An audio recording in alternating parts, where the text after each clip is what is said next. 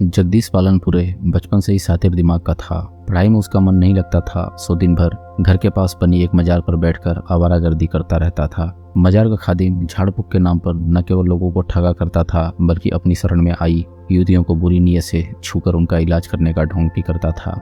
मजार का खादिम जगदीश को जिन्नात की कहानियां सुनाता रहता था। खादिम के साथ रहकर जगदीश यह बात अच्छी तरह समझ गया था कि तंत्र मंत्र और झाड़ फूक के नाम पर लोगों को आसानी से न केवल बेवकूफ़ बनाया जा सकता है, बल्कि मोटी कमाई भी की जा सकती है। कमाई के अलावा इस काम में खूब मौज मस्ती भी करने को मिलती है। इसके बाद उसने लोगों में यह अफवाह फैला दी कि उसे मक्का सरकार की सवारी आती है।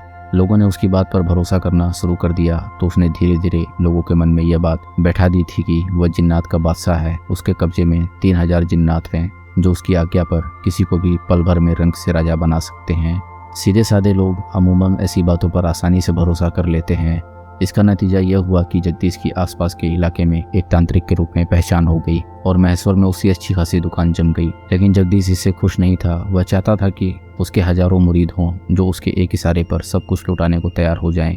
परेशानी यह थी कि जिस छोटे से कस्बे में वह रहता था, वहाँ उसके भक्तों की संख्या सीमित थी। वह अपनी दुकानदारी और बढ़ाना चाहता था, इसलिए उसने इंदौर में अपनी गद्दी जमाने का विचार बनाया। इंदौर में संतोष महाराज नाम का उसका एक खास चेला रहता था। संतोष से बात करने के बाद जगदीश ने संतोष महाराज के घर पर अपनी गद्दी लगा ली। यहाँ आकर उसने अखबारों में बड़े बड़े विज्ञापन देकर हर समस्या को हल करने की गारंटी दी। तो जल्द ही इंदौर में संतोष महाराज के घर उसके चाहने वालों की भीड़ लगनी शुरू हो गई।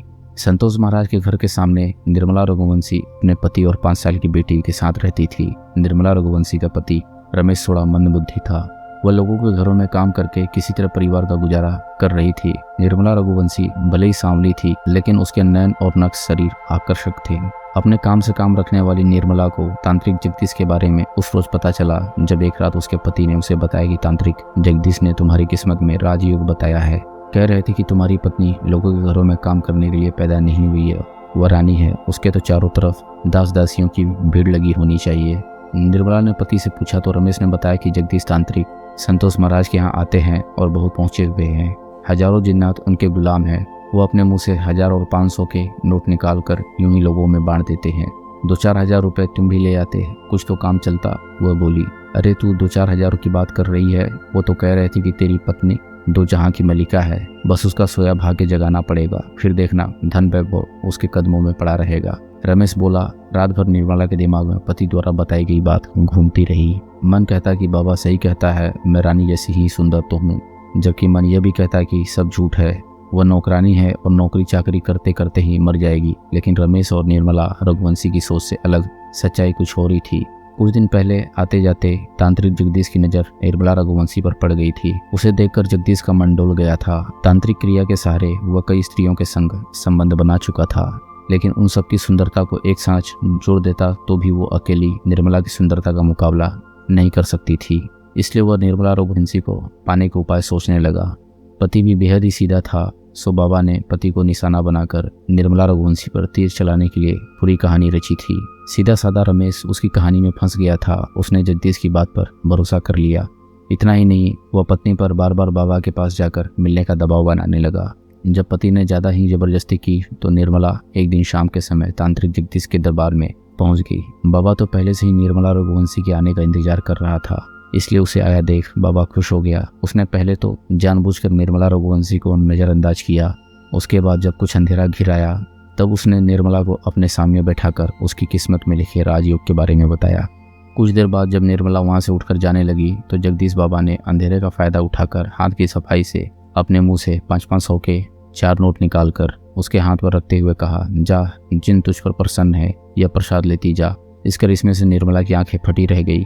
बाबा के मुंह से नोटों की बरसात होते देख वह उसके चरणों में गिर गई तो जगदीश काफी देर तक उसकी पीठ पर हाथ फेरता रहा। फिर उसने निर्मला को बाद में आने को कहकर घर भेज दिया। निर्मला पहले ऐसे बाबाओं पर भरोसा नहीं करती थी, पर वह जगदीश बाबा की मुरीद हो गई। बाबा ने उसे अपनी लच्छेदार बातों की जो गुट्टी पिलाई थी, उसकी एक खुराक से वह खुद को रानी समझने लगी थी। वैसे भी गरीब को पैसे का लालच कम नहीं होता। बाबा के गुलाम जिन ने उसे 2000 रुपए दिए थे, जो उस जैसी गरीब औरत के लिए 50,000 रुपए के बराबर की हैसियत रखते थे। उस दिन के बाद वह अक्सर जगदीश बाबा की चौकी पर जाने लगी, जहां बाबा उसे ढेर सारी बातें करता और विदा होते समय मुंह से कभी 1000 तो कभी 500 रुपए की बरसात करके उसके हाथ पर रख देता था। पति रमेश तो पहले से ही बाबा का भक्त था, निर्मला भी उसकी मुरीद हो गई। उसके घर में जगदीश बाबा के नाम की माला जपी जाने लगी।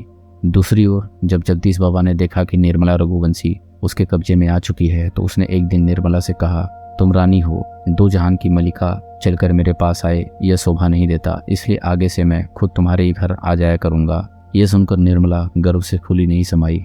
उसे सबसे बड़ी तो खुशी इस बात की थी कि बाबा के कदम उसके घर पर पड़ेंगे, इसलिए वह घर की साफ सफाई करके बाबा के आने का इंतजार करने लगी। 4 दिन बाद बाबा उसके घर आया, फिर वह अक्सर आने लगा।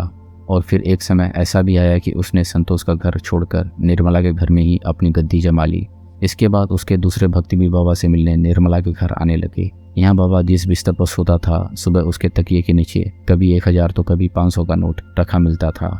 निर्मला इसके बारे में बाबा से पूछती तो वह कहता कि कोई जिन्न रख गया होगा, तू रख ले। बाबा ने उसे बताया कि उसे मक्का सरकार की सवारी आती है, तमाम जिन्नात उसके गुलाम हैं, जिनकी मदद से वह उसे 2 जहान की मलिका बना देगा। बाबा के पास दूसरे शहरों से भी कुछ भक्त आते थे।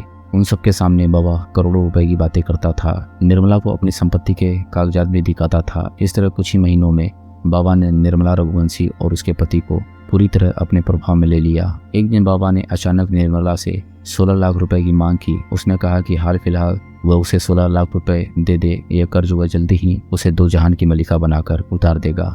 निर्मला रघुवंशी बाबा पर आंख बंद कर भरोसा करने लगी थी, इसलिए उसने अपने जेवर बेचकर बाबा को 80,000 रुपए दे दिए। लेकिन इतने पर भी बात नहीं बनी तो निर्मला ने 13.5 लाख रुपए में अपना मकान बेचकर सारा पैसा बाबा को दे दिया और खुद किराए के मकान में रहने लगी। 2 जहां की रानी बनने जा रही निर्मला अब खुद के मकान से निकलकर किराए के मकान में आ गई थी। लेकिन बाबा के ऊपर न तो उसका भरोसा कम हुआ था और न उसके पति का। जब निर्मला किराए के मकान में रहने लगी तो बाबा भी उसके इसी मकान में चौकी लगाने लगा। इस तरह बाबा ने साल भर में निर्मला का सारा धन लूट लिया था। निर्मला के पास अब ऐसा कुछ नहीं बचा था जिसे बेचकर वह बाबा की तिजोरी भर देती। यह बात जगदीश भी जानता था, इसलिए अब उसने अपना पूरा ध्यान निर्मला का धन लूटने पर लगा दिया, जिसके लिए वह साल भर से अपने मन में ख्याली पुलाव पका रहा था।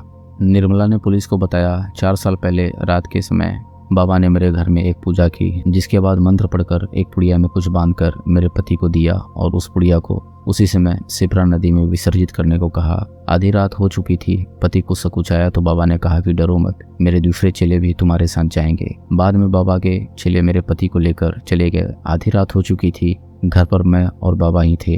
बेटी दूसरे कमरे में सो रही थी। बाबा ने फिर पूजा करने का ढोंग किया और मुझे चंदन घुले पानी से नहलाने के बाद बोला, रानी यहाँ आओ, मेरी गोद में बैठ जाओ। आज से 2 जहां की मलिका बनने की तुम्हारी यात्रा शुरू हो रही है। आज तुम बाबा की गोद में बैठो, फिर जल्दी ही तुम रानी बनकर राजगद्दी पर बैठोगी। मैं सकुचाई, लेकिन उसके कहने पर उसकी गोद में बैठ गई, जिसके बाद वह धीरे धीरे अपने हाथों की हरकतें बढ़ाते हुए मेरे कपड़े खोलने लगा। मैंने ऐसा करने से मना किया तो उसने कहा कि यह तो जिन्न सरकार की इच्छा है, रानी बनने से पहले वह तुम्हारा शरीर शुद्ध करेंगे। ऐसा करने से पाप नहीं लगेगा, बल्कि तुम्हारी किस्मत का बंद दरवाजा खुल जाएगा। मैं बाबा का विरोध भी कर रही थी, मगर उसकी इच्छा पूरी न करने पर जिन्न के नाराज हो जाने का डर भी सता रहा था। सुबह 4 बजे जब पति लौटकर घर आया तब तक बाबा मेरे साथ कई बार रेप कर चुका था। इसके बाद तो यह रोज का काम हो गया। बाबा पूजा करता, फिर पूजा के बहाने पति को बाहर भेजने के बाद अपनी हसरतें पूरी करता। निर्मला ने बताया कि इस दौरान बाबा यही कहता था कि संबंध तो उसके अंदर आया जिन्न बनाता है, इसलिए जिन्न की मर्जी पूरी करने के लिए वह उसके साथ तरह तरह से अप्राकृतिक मैथुन करता। वह पिछले 4 साल से जगदीश बाबा के पाप को अपने शरीर पर ढो रही थी। अब निर्मला को बाबा की बातों की चाल समझ में आने लगी थी, लेकिन वह अपना सब कुछ गंवा चुकी थी। उसके पास खोने के लिए कुछ और नहीं था। फिर भी वह कभी कभी सोचती थी कि शायद कोई चमत्कार हो जाए। बाबा की लूट अभी पूरी नहीं हुई थी। निर्मला की बेटी, जो अपनी माँ की तरह ही खूबसूरत थी, 10 साल की हो चुकी थी, इसलिए बाबा की नज़र अब बेटी पर जम चुकी थी। यह बात निर्मला को तब समझ में आई जब उसने एक दिन बाबा को अपनी बेटी की पीठ पर बेशर्मी से हाथ फेरते देख लिया। उसने बाबा की इस हरकत का विरोध किया तो जगदीश बेशर्मी से बोला, अरे तुम तो नाहक परेशान हो। तुम रानी बनोगी तो आखिर इसे भी तो राजकुमारी बनना पड़ेगा ना। जिन्न के साथ सोने से तुम्हारी बेटी भी पवित्र हो जाएगी। बस यहीं से बाबा जगदीश के बुरे दिन शुरू हो गए, क्योंकि निर्मला किसी भी कीमत पर अपनी बेटी की इज्जत खराब नहीं करवाना चाहती थी। इन 5 सालों में उसे तो समझ आ ही गया था कि बाबा केवल बातों का बाबा है। निर्मला को यह भी जानकारी मिल चुकी थी कि बाबा कई दूसरी औरतों के साथ भी ऐसा कर चुका है, इसलिए अपनी बेटी को बचाने के लिए उसने बाबा से दूरी बनाने की कोशिश की। अपने पति को भी इस बारे में बताया, लेकिन पति ने ध्यान नहीं दिया तो निर्मला खुद ही पुलिस के पास पहुंच गई। जिसके बाद थाना प्रभारी ने 24 घंटे के अंदर ही इस बलात्कारी तांत्रिक को गिरफ्तार कर लिया। दोस्तों, अगर आपको कहानी पसंद आ रही हो तो वीडियो को लाइक करें और चैनल को सब्सक्राइब करें। हम ऐसी मज़ेदार कहानियाँ आपके लिए लाते रहेंगे।